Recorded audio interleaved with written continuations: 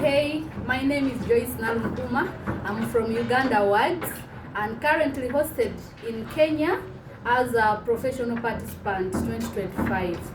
Well, my exchange journey has been a good one. It has given me a good experience. I've enhanced my skills in leadership, communication. For example, with leadership, I've managed to work with the 4 different young women from 4 different countries.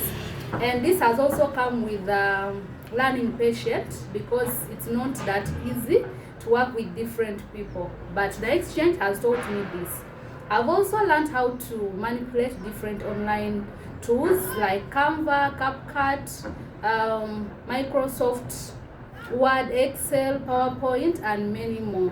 So I can say exchange is a good thing, and for anyone out there who is aspiring to join the exchange, it's a good thing. It grows you, it builds you, and it broadens your understanding and thinking of the broader view of the world at large. Thank you.